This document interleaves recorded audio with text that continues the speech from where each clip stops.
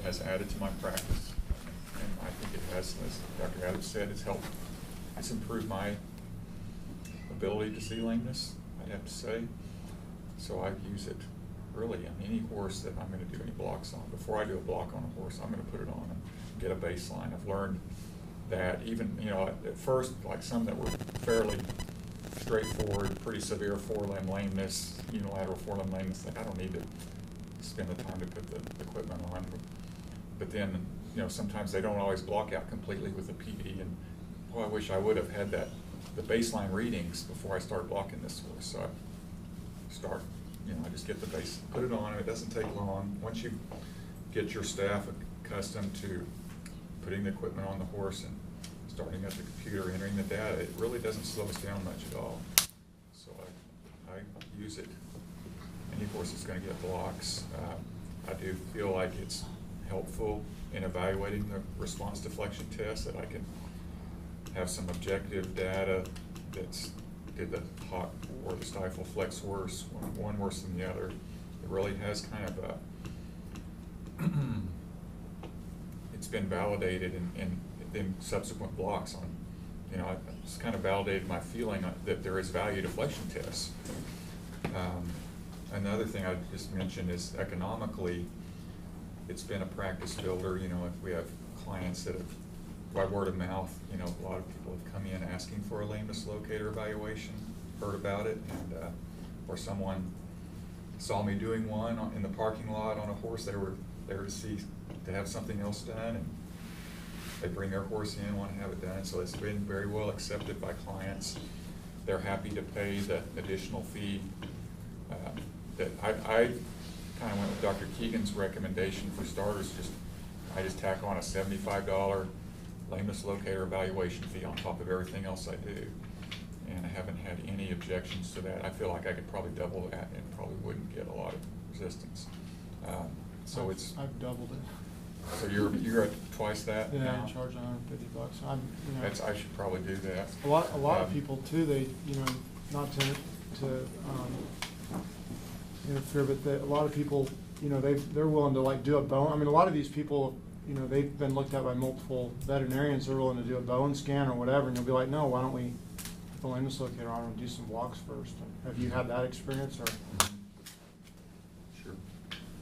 How are you presenting it to the client from the beginning? I mean, if your standard exam's $150, and you say, okay, I can do standard exam, or I can go put the lameness locator on, but it'll be another $150. I mean, how?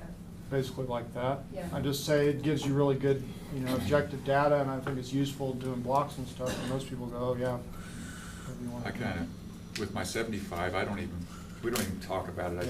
I put it on them, and it's on the bill, and they're happy. Okay. But I probably, if it was 150, I might have to say, well, I want to do this.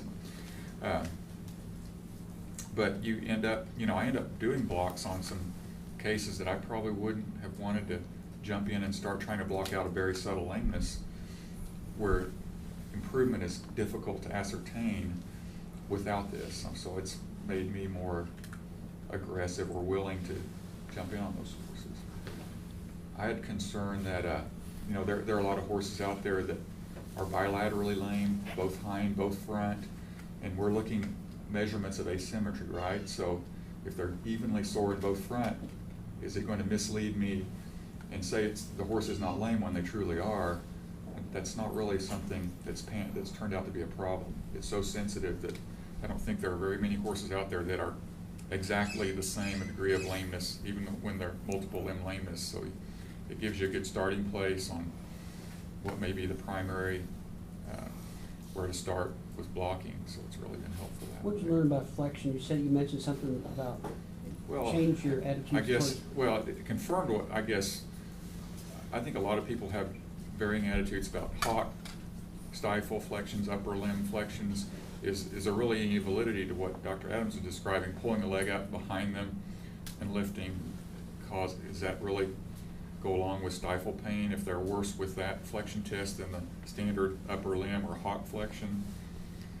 I think in a lot of horses that the flexion test changes are worse with the stifle flexion, with the lameness locator, and I thought I was seeing that too. When I ended up blocking them out, they blocked out in the stifle. Yeah, I agree 100%. So when we go out there, I guess what I'm saying is, so when I translate that, I go out there and look at a barrel horse that they want me to watch them go and flex them and then tell them what needs to be injected.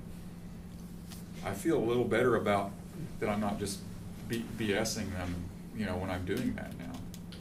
How does this, do you have any observations or with SI pain with this? Joe and I were just talking about that, and my opinion is it's not going to be that helpful with SI pain. I guess I don't feel like asymmetry is very much of hind limb movement is very much a hallmark of SI pain. Well, I'd be interested to hear what you guys have to say.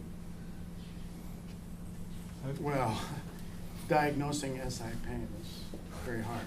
I mean, isn't it? Do you really think a lameness at a trot is a hallmark of SI pain as opposed to horses that they don't like to accelerate, they don't like to slow down, they don't like to canter? You know, there are other things that, besides lameness at a trot, that seem to me to be more correlated with SI pain.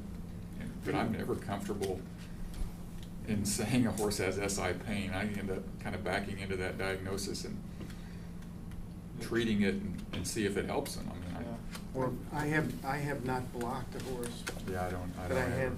that I suspect had SI pain anymore. I still treat them by injecting and seeing if they get any better. But I do know of one horse recently that was being looked at by a veterinarian. It's at the Royal Veterinary, well, actually at Rossdale's, and somebody had brought the equipment there to demonstrate.